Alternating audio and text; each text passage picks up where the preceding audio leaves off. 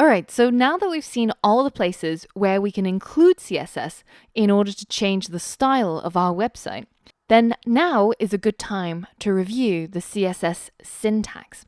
And you hear this word syntax a lot when you're dealing with programmers or programming, and all that it refers to is just the grammar of the CSS language. Just as in English, we have grammatical rules which state where you should put commas, where you should have full stops, which words need to be capitalized, etc., etc. All programming languages also have their own particular syntax.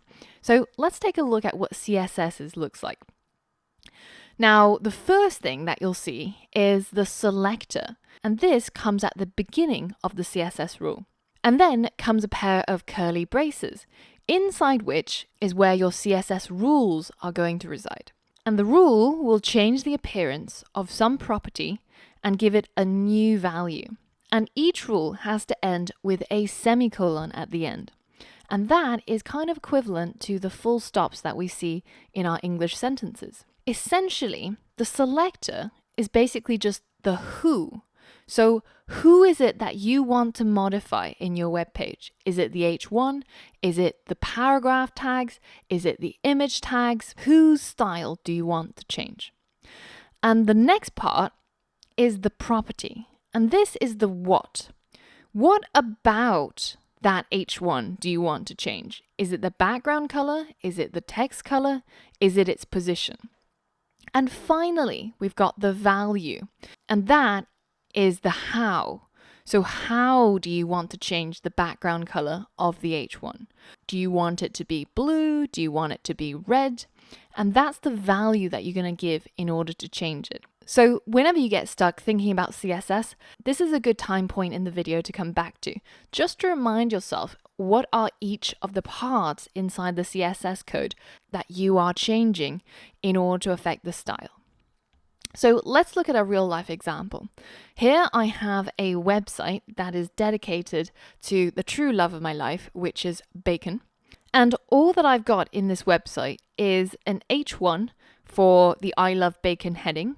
And I've got 3 separate paragraphs that just say bacon, bacon, bacon, bacon, bacon, which is what I hear in my head most of the time, especially around lunchtime, which it is right now. So, and finally, I've got an image of a piece of bacon. So if I decided to apply some CSS to my website, say, let's change the H1's color to the color red. Now, in this case, the who is, of course, the H1. That's what I'm trying to select, and that's why it's called the selector. And the color, of course, is the what. And finally, the how I'm going to change that color is the value, which in this case, it's red. And by applying the CSS rule, I end up changing the H1's color property to red. Now, let's take a look at that in real life. If you look inside the resources of this lesson, you will find a zip file called Bacon Fansite that you will be able to download. And once you unzip it and extract the files inside, you should find a folder called CSS-Bacon Fansite. Now, inside this folder, there is a HTML file called index.html. And here I've already written a little bit of code in order to create the bare HTML bones of our bacon fan site. Now, I know that some of you guys might be vegan or vegetarian or pescatarian or whatever it may be. If my love of bacon offends you in any way, then I am deeply apologetic, and you can feel free to change or update this website to whatever it is that you worship, like broccoli or spinach, but my thing is bacon, so here we go. So here's the base website, and as the first challenge, I want you to pause this video and create a new folder called CSS, inside which you will create a new file called styles.css, and then you're going to link that file to this current HTML file using an external link. So we're using external CSS. So pause the video and give it a go. All right, that shouldn't have been too hard. If it was, make sure you look at some of the previous videos where we spoke about inline, internal, and external CSS. So the first thing I'm going to do is I'm going to create a new folder inside our CSS-Bacon fan site, and I'm going to call it CSS. Inside the CSS folder, I'm going to create a new file called styles.css. And now styles.css is inside a folder called CSS at the same hierarchical level at index.html. So I can go inside the head of this website and I can insert a link that has a relationship of style sheet, and the href is css/styles.css. So now if I hit save, and I can just check to make sure that it's actually been linked up by tapping into the body, changing the background color, which we've done before, and let's just change it to red. Let's go ahead and save everything, hit refresh, and we can verify that it's all linked up and it's all working. Now, I don't really actually want to have a red background for my Bacon website. It seems a little bit too fanatical.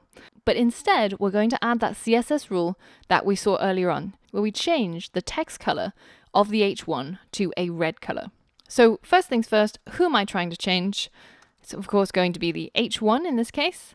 I'm going to open a set of curly brackets, and then I'm going to add the property, or the what. And in this case, it's of course the color property, and I'm going to change its value to red. And of course, remember that the CSS syntax requires that you close off the line with a semicolon. Now, all the parts that we've mentioned in the CSS syntax slides are really, really important. And sometimes you might forget, or you might accidentally remove something, and it will break the code. So let me show you what I mean. For example, if we forgot to put in that, then we can't differentiate between the what and the how, and it'll think that all of this is the what, or the properties we want to change. So that doesn't work. And if you hit save, then the linter inside Atom will actually give you this error saying it expected a colon on line 1, column 12.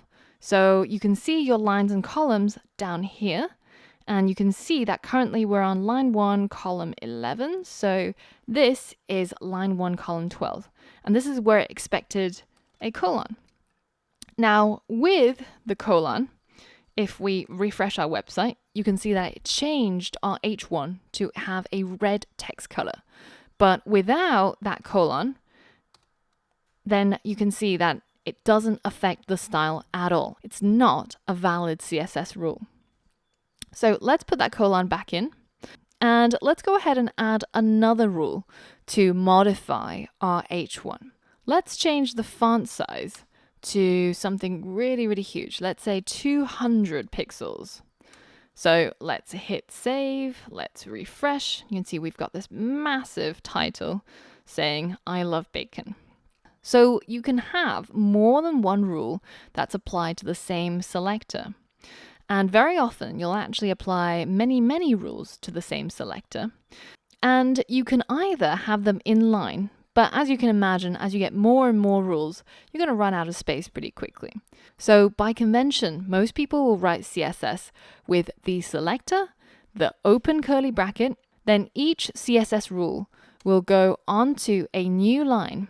And this way you can clearly see and make sure that each line ends with a semicolon and each of the properties are separated from the values by a colon. Now, there's another sort of best practice is that once you start getting a lot of these rules, say, 20 all in one paragraph, then it starts getting hard finding them.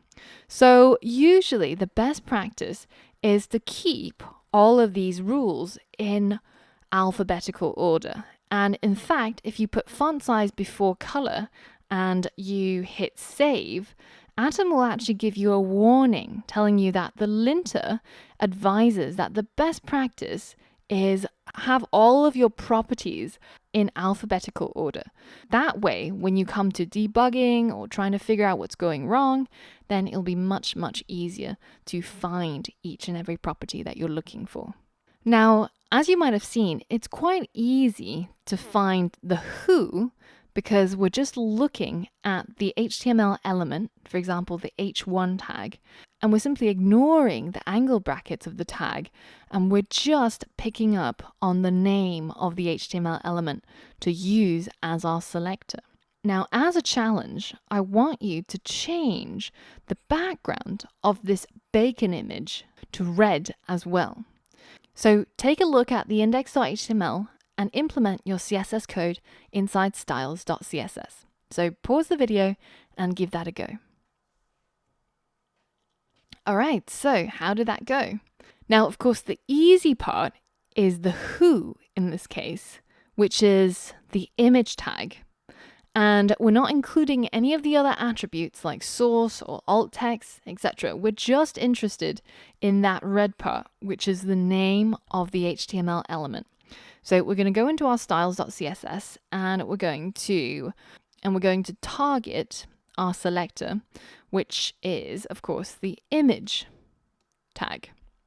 Then we're going to open a set of curly braces, and inside we're going to define our rule.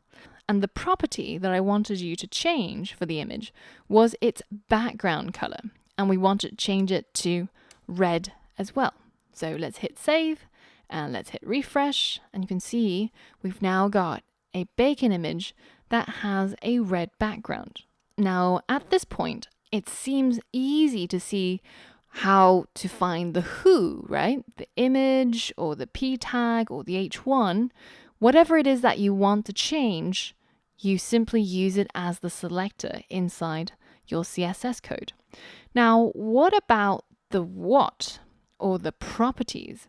How do we know what keywords we can and can't use and what they will affect? Well, you guessed it. This is where we go back to the web docs.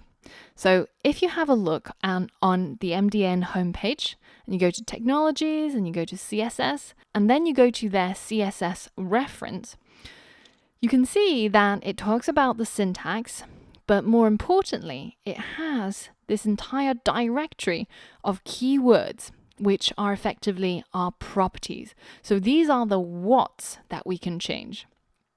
And you'll find everything that we've used so far, for example, background color or font size or whatever it is that you're looking for.